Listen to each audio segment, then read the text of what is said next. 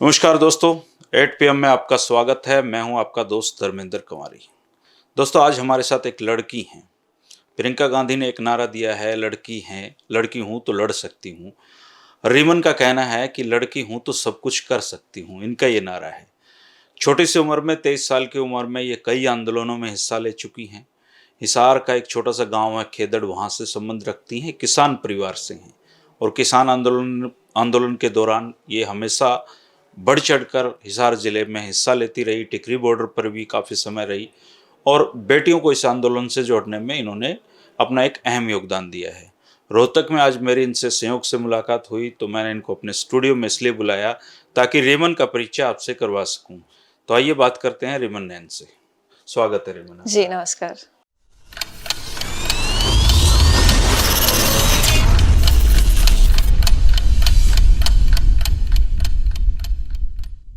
Ramon, सबसे पहले तो ये बताइए आप कहाँ से हैं, पढ़ाई लिखाई क्या है, पारिवारिक बैकग्राउंड क्या है आपका? देखिए, मेरा गांव हिसार जिले में पड़ता है, खेदड़। जी। और पारिवारिक बैकग्राउंड की जहाँ बात है, परिवार में मम्मी पापा भाई बहन सब हैं। छोटा सा परिवार है, 5 जन हम उसके अंदर हैं। जी। रही पढ़ाई की बात, ग्रेजुएशन के बाद डिप्लोमा किया, जेबीटी उसके अंदर टॉप किया और उसके बाद एमए कर रही हूँ मैं, फिलहाल चल रही है। एमए कर रहे हैं, किस में? हिंदी से। हिंदी से। जी। रेगुलर या फिर कॉरेस्पॉन्डेंस से? कॉरेस्पॉन्डेंस। कॉरेस्पॉन्डेंस से। तो रेमन, पिछले दिनों आप अचानक चर्चा में आ गए थे जी, किसान आंदोलन के दौरान। जी जी जी। तो पढ़ाई करते हुए ऐसी क्या परिस्थितियां बनी कि आपको किसान आंदोलन में उतरना पड़ा? देखिए, बात करूं तो पारिवारिक बैकग्राउंड की जहां बात की तो पापा खेती करते हैं और हम भी साथ में काम करते थे। तो ये नहीं था कि आंदोलन में जाना ही है और एक फ्रंट लाइन में जाना है। जी। इतना था कि किसान आंदोलन को सपोर्ट करना है और अपनी वैचारिक जो कविताएं हैं उनके माध्यम से करना है, या फिर मतलब माध्यम कोई भी अपनाया जाए, लेकिन बैक रह करके करना है। तो उससे पहले जब पिपली कांड हुआ तो मैंने कुछ लिख दिया था पिपली कांड के ऊपर जो हुआ, और एक कविता के माध्यम से मैंने लोगों को मैंने इतना लिखा था कि करनिया की ना पूछो, करनाले तो पिपली में भी राजनीति करके रही। मतलब पूरी तो मुझे याद नहीं है वो, लेकिन ये था कि वहां कुछ लोग कांग्रेस से थे, कुछ लोग बीजेपी से थे, कुछ लोग जेजेपी से थे, और उन पॉलिटिकल पार्टी की आड़ में जो नुकसान हुआ, जो पीटे, जो लोग पीटे, वो किसान पीटे, आम परिवारों से पीटे। मैं भी उस कांड के अंदर शामिल थी और हम पर भी उन लाठियों भी गए थे? जी, उन लाठियों की आंच आई थी। तो वहां से केसेस वगैरह लग गए। फिर सोचा कि अगर अभी तो मुहूर्त निकल ही चुका है तो कम से कम इसका फायदा उठाया जाए। और फायदा क्या उठाया जाए, लोगों को एक फ्रंट लाइन में रह करके सपोर्ट किया जाए। अच्छा जी।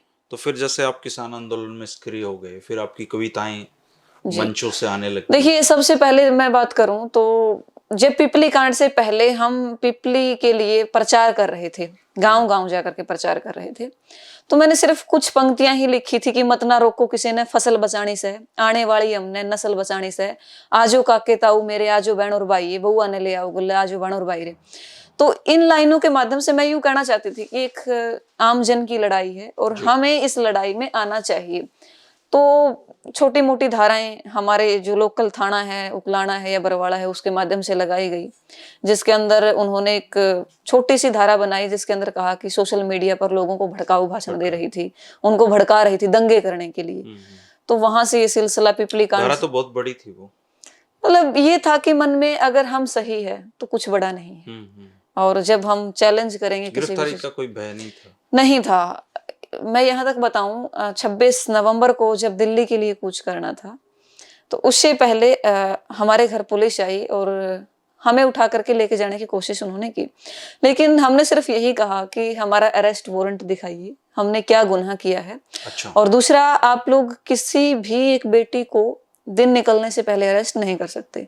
तो हमने 2 ये मोटे मोटे मुद्दे उनके सामने लगाए और उन्होंने सिर्फ इतना बोला कि आपको घर में नजरबंद रहना है। 24 से पहले 23 तारीख की ये बातें, 24 तारीख की ये बातें, 26 नवंबर को कूच करना था।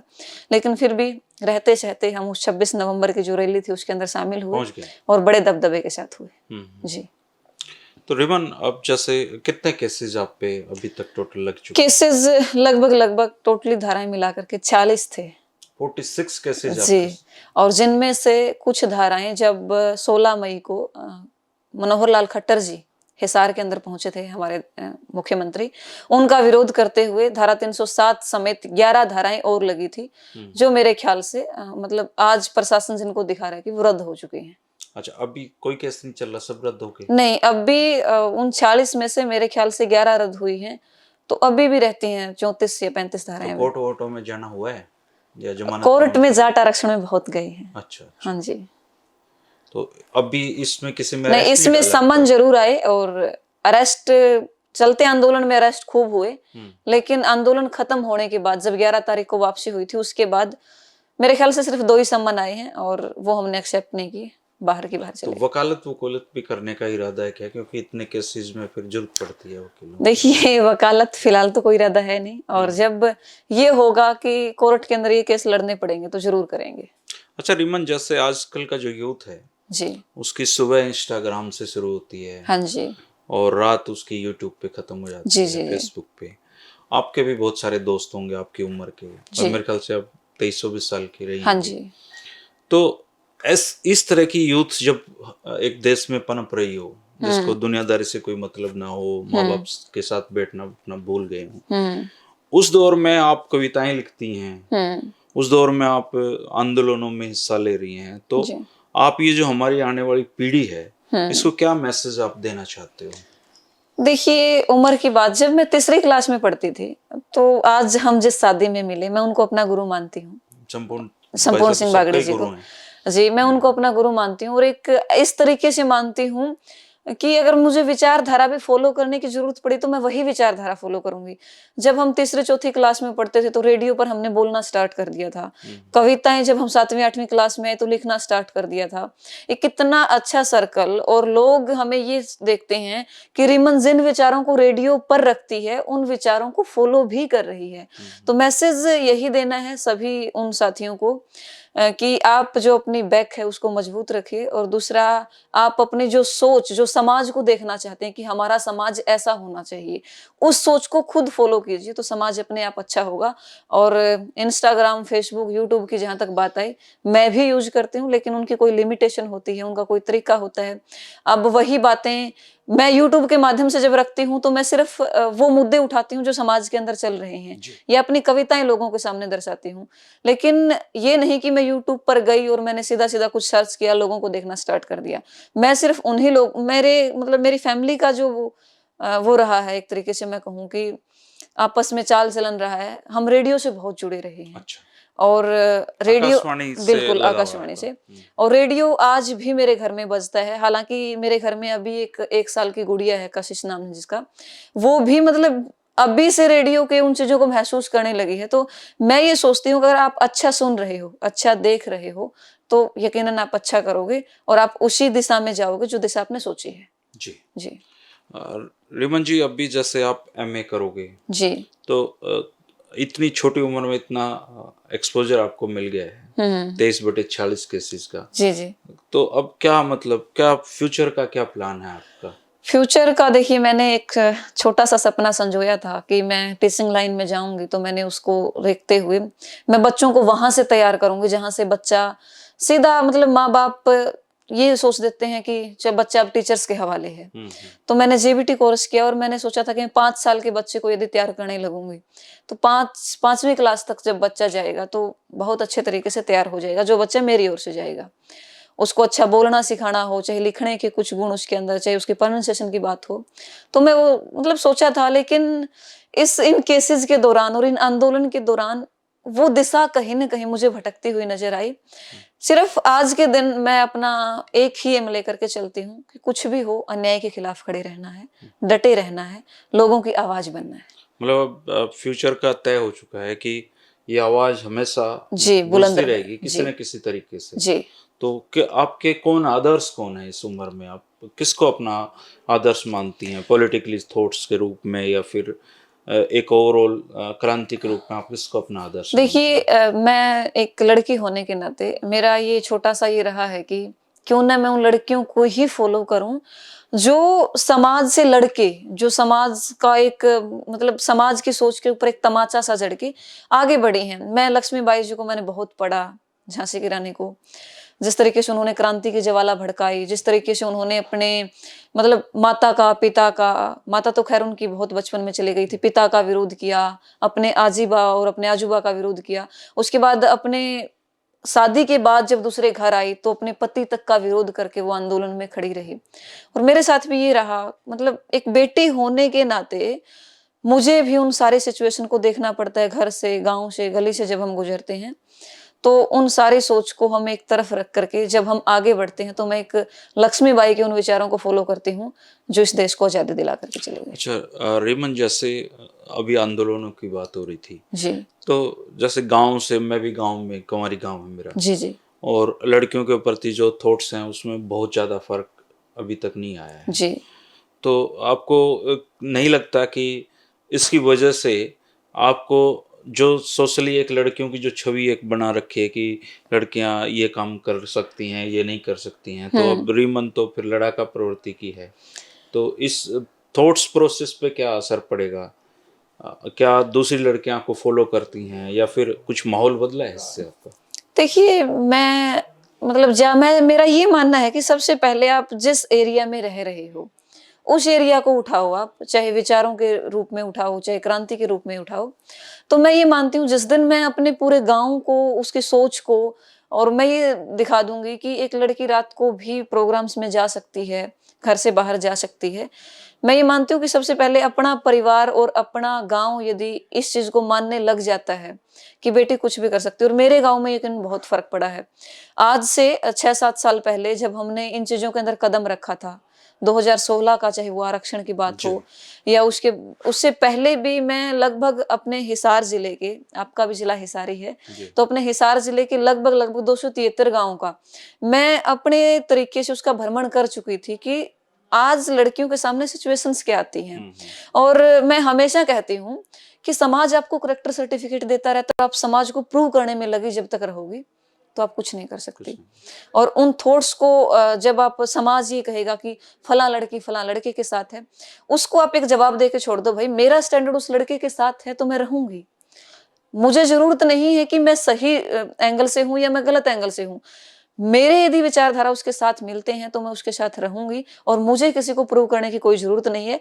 जब तक आप अपना समय किसी को प्रूव करने में लगाते हो, खुद को प्रूव करने में लगाते हो, तो आप कुछ नहीं कर पाओगे। समय अपने आप प्रूव कर देगा आपको। सही। जी, जो समय प्रूव करने वाली बात है, वो एक बेसिक थॉट है आपका कि जी, समय पे छोड़ दो सारी चीजें ना। जी, तो जैसे आप आंदोलनों में हिस्सा लेते हो, ज्यादातर पुरुष होते हैं वहाँ पे, जी। लड़के होते हैं, पुरुष होते हैं, तो क्या आप ये अब महसूस करते हो कि लड़कियों के प्रति थॉट्स में, सोच में बदलाव आने लगा है? देखिए, आंदोलन की जहाँ तक बात आई तो पूरे ऑल हरियाणा के अंदर संयुक्त किसान मोर्चा बना हुआ था। पहले राष्ट्रीय था, उसके बाद हरियाणा था, उसके बाद डिस्ट्रिक्ट वाइज बना था। और मैं बड़ी ही प्राउडली कहती हूँ कि पूरे हरियाणा के अंदर हिसार के संयुक्त किसान मोर्चे के अंदर एक लड़की थी और वो रिमन थी। और जिसने बार-बार ये कहा, जिसको बार-बार मतलब ये कहा गया कि वहाँ अकेले पुरुष है तो तुम वहाँ क्या करती हो? मैं सिर्फ यही कहती थी, आज वहाँ यदि एक रिमन खड़ी हो सकती है तो आने वाले समय में क्या पता वहाँ 4 बाद में रिमन, तो 5 काफी रिमन महिलाएं हैं। हो सकती हैं। और बाद में बहुत सारी महिलाएं आई भी। मैंने 1.5-2 महीने जब टिकरी बॉर्डर के ऊपर अकेला बिताए, तो जाहिर सी बात है लोगों के सवालात आने शुरू हुए। लेकिन फिर एक स्वैग और एक स्टैंडर्ड हो गया आंदोलन के साथ लड़कियों का जुड़ना। उसके बाद बहुत सारी महिलाएं ऐसी आई जिनको देख करके मुझे भी खुशी हुई और लगा कि अभी बॉर्डर्स के ऊपर महिलाओं की तादाद बहुत है, चलो अपने टोल नाके संभालते हैं। उसके बाद फिर हम टोल नाकों पर चले गए और बॉर्डर्स पर जब जब समय मिलता गया हम आते रहे। लेकिन हाँ, इस आंदोलन ने लड़कियों को लड़ना सिखा दिया, बाहर निकलना सिखा दिया। तो प्रियंका गांधी भी कहती हैं लड़की हूं तो लड़ सकती हूँ। मतलब मैं उनके इस नारे को एग्री करती हूँ। मैं बचपन में कभी रेडियो के ऊपर एक प्रोग्राम आता था, मैं कुछ भी कर सकती हूँ। मैं लड़की हूँ, लड़ सकती हूँ नहीं, लड़ती तो गांव की महिलाएं आपस में बहुत हैं। कूड़ा वहां डाल दिया, झाड़ू यहाँ कर दिया, नारी तो बहुत एक लड़ती हैं। युद्ध का जरिया है। लड़ना नहीं है हमें, मतलब मैं कुछ भी कर सकती हूँ।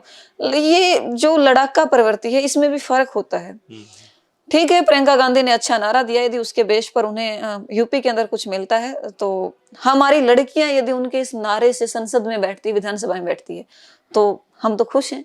कम से कम उन्होंने ये तो सोची कि लड़कियां लड़ सकती हैं। बहुत सारे लोग ऐसे भी जो ये सोचते हैं लड़कियां कुछ नहीं कर सकती, लेकिन मेरा मानना ये है कि मैं कुछ भी कर सकती हूँ, एक लड़की कुछ भी कर सकती है। अच्छा रीमन, बहुत सारे लोग कहते हैं कि राजनीति बहुत खराब चीज है, जी लेकिन सच्चाई ये है कि अगर आपको सिस्टम में बदलना है तो आपको पॉलिटिक्स से भाग नहीं सकते आप। जी। तो क्या रीमन के दिमाग में भी कभी कुछ इस तरह का प्लान है कि अगर मौका मिला, अवसर मिला, तो जिस जगह से बदलाव होते हैं वहां तक पहुंचा जाए? इस मामले में मेरी थोड़ी सी विचारधारा अलग है। मैंने आज से 2 साल पहले मेरे दिमाग में एक विचार आया, गाँव की स्थिति को देखते हुए, क्यों ना गाँव के अंदर एक इलेक्शन लड़ा जाए। तो मैंने फिर मतलब वो नहीं कहते कि एक टिप्पणियाँ और एक कमेंट कि ये लड़की इलेक्शन लड़ने के लिए ही ये कर गांव रही का है। तो बहुत मुश्किल चुनाव इलेक्शन होता है। लड़ने के लिए ही ये कर रही है। फिर मैंने सोचा चल यार इसको एक बार स्थगित करते हैं, और हमने हालात बदलनी है तो हम लोगों के ऊपर क्वेश्चन क्रिएट करके भी बदल सकते हैं। देश के अंदर ये देखो आप, हालात सिर्फ आंदोलन ने ही बदले हैं। जितना भी देश का भविष्य रहा है, चलो हमारा बैड लक रहा, पीछे के 3 आंदोलन में मैं हिस्सा रही, जिनमें से एक दो आंदोलन सफल भी हुए। अन्ना आंदोलन था, उसके अंदर भी हमने थोड़ा बहुत अपना ये सोचा था कि हम आएंगे, और इसलिए आए थे, देश को जरूरत थी बीजेपी की, देश बदलाव चाह रहा था। तो मतलब थोड़ा बहुत हमने ये सोचा था कि आना चाहिए। उस टाइम तो हम मेरे ख्याल से 9वीं 10वीं क्लास के बच्चे थे। मोदी जी थे। बिल्कुल, और उस टाइम तो एक नारा बड़ा गूंजा था, अब की अच्छे बार दिन आने मोदी वाले हैं। सरकार, अच्छे दिन आएंगे। तो मैं तो अब के मतलब ये इलेक्शन की जहां तक बात है, मैं थोड़ा सा ये सोचती हूँ कि देश की दशा और दिशा तो आंदोलन ही बदलेंगे, लेकिन आप अपने बीच से आप सोच ये मत रखिए कि मुझे एमएलए बनना है, मुझे एमपी बनना है, या मेरे हाथ में ही वो कलम हो जो संसद के अंदर चलती है। आप ये सोचिए कि मेरे से अच्छा कैंडिडेट यदि धर्मेंद्र जी हैं, तो आप आइए, हम आपको सपोर्ट करेंगे। ये जो एक हबड़ा दबड़ी जिसे मैं बोलती हूँ कि नहीं सब कुछ मैं ही हूँ, उस विचार को त्यागते हुए थोड़ा सा मैं ये देखती हूँ कि जिस जिस आदमी के पास ये चीजें हैं कि वो वहां जाकर के हमारे हक में कुछ ना कुछ कर सकता है, हम उसको आगे करते हैं। कोई कविता याद है रीमन आपको? कविताएं बहुत सारी याद है। तो कोई सबसे फेवरेट कविता सुनिए। मैंने कभी एक छोटी सी कविता लिखी थी, बहुत समय पहले की बात होगी, लगभग 4-5 साल पहले की बात होगी, और उस टाइम जब मैंने बाहर जाना ही शुरू किया था, तो मैंने कविता लिखी थी कि मैं पढ़ भी जाऊं, बढ़ भी जाऊं, जे बेटे संस्कारी हो। एक आते ताड़ी ना बाजे, दोनों मिलके काम करे, छोटी सी गलती पे क्यों छोरी ने बदनाम करे। जे एक बाबू ने अपनी बेटी बेटे ते भी प्यारी हो, और मैं पढ़ भी जाऊं, बढ़ भी जाऊं, जे बेटे संस्कारी हो। जिस गली ते मेरा आना जाना परमानेंट से, एक नहीं मेरे ऊपर आवे बहुत घने कमेंट्स है, उन कमेंटा में भी क्यों या गलती मारी हो, और मैं पढ़ भी जाऊं, बढ़ भी जाऊं, जे बेटे संस्कारी हो। मतलब लोग न्यू क्या कर रहे हैं कि थोड़ी सी मैं अपनी बोली ने और अपनी भाषा मतलब ज्यादा तवज्जो दिया करो हरियाणवी में। तो लोग, जब मैं घर ते लिखड़ा करती तो मेरी माँ न्यू क्या करती, बेटी संभल के जाइए, बस में ध्यान तो जाइए, सीट पर छोरा बैठे हो तो दूर बैठिए ना। तो वो सोच मन ने बड़ी पंच करया कर दी, गली ते निकला कर दे। तो आपको पता है कमेंट बाजी गाँव के अंदर चलती है, और खास करके कॉलेज के उस मेन गेट के बाहर जरूर चलती है, जिसके अंदर लड़के भी गलती कर देंगे तो घर आते ही लड़की के ऊपर गालियों की बरसात। तो उस सोच को थोड़ा सा नकारते हुए मैंने ये सोच लिखी थी कि यदि आप यही 2 शब्द अपना बेटा तो बोल दो कि बेटा संभल के जाइए, छोरी बैठी हो तो सीट पे ना बैठिए, तो मेरे ख्याल से समाज सुधर सकता है। तो दोस्तों, ये रीमन है, खेदड़ गांव से, हिसार जिले से, अभी एमए कर रही हैं। इतनी छोटी उम्र में 3-4 आंदोलनों में सक्रिय हो चुकी हैं, 46 केसेस अपने ऊपर लगवा चुकी हैं। तो मेरा आपसे इनको मिलवाने का मकसद एक ही है कि हम खुद कुछ करें, सिस्टम को कोसना बंद करें, खुद उस लड़ाई का हिस्सा बने जो सिस्टम को बदल सकती है। रेमन के बारे में आपका क्या सोचना है, आप जरूर कमेंट करके बता सकते हैं। रेमन, आपको बहुत शुभकामनाएं हैं मेरी, और आप इस बदलाव की वाहक बने, आप ताकत बने, और आपसे बेटियां सीखें, यही दुआ करते हैं। धन्यवाद। शुक्रिया, नमस्कार दोस्तों।